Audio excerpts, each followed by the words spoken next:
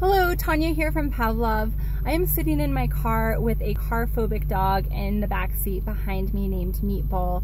Meatball has a phobia of all methods of transportation, be it cars, trucks. It doesn't matter if he's crated, not crated. He has the same emotional response, even the same physiological response to any kind of transportation. Meatball starts off panting, and that ends up morphing into this really bizarre lip smacking of sorts, where it's almost as if Meatball has, say, peanut butter stuck to the roof of his mouth and he's trying to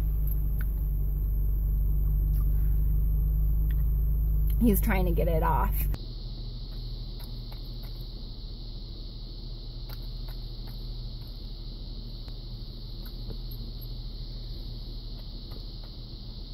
Occasionally he'll chatter his teeth, and then eventually he ends up regurgitating breakfast in the back seat.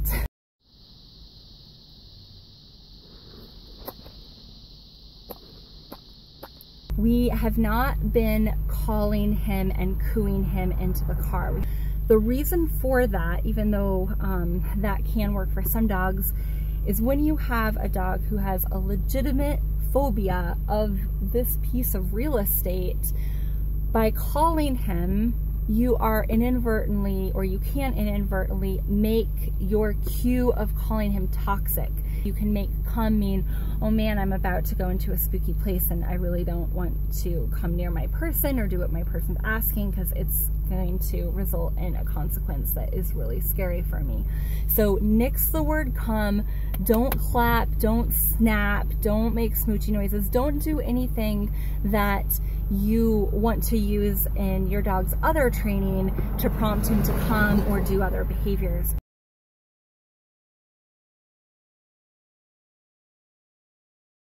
What we do is we approach the car, open the door, and we have a moment or two when we're just pausing there, just a calm moment.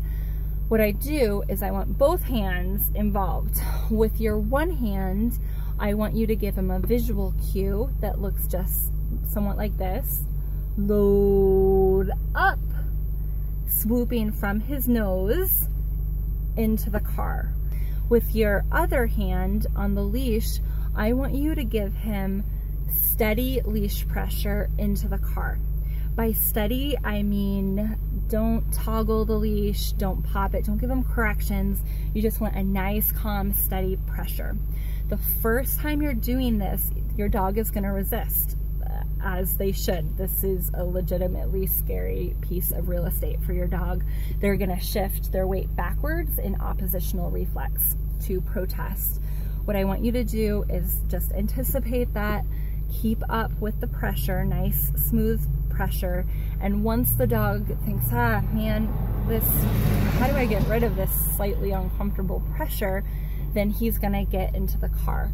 The moment he gets into the car, calmly relax pressure on the leash, and I simply want you to tell him, good boy, good.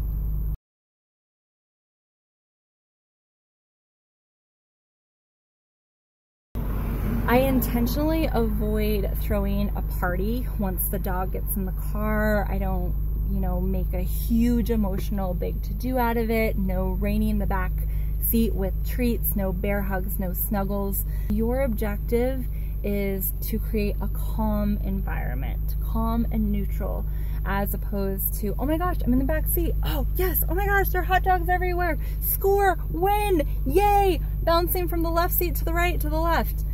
That's not what you want when you're cruising 65 miles an hour.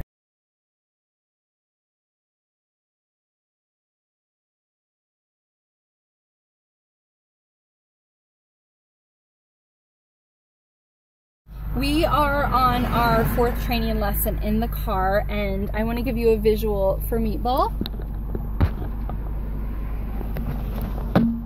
He's conked out in the back seat, no hyperventilating, gnashing of teeth, smacking his mouth.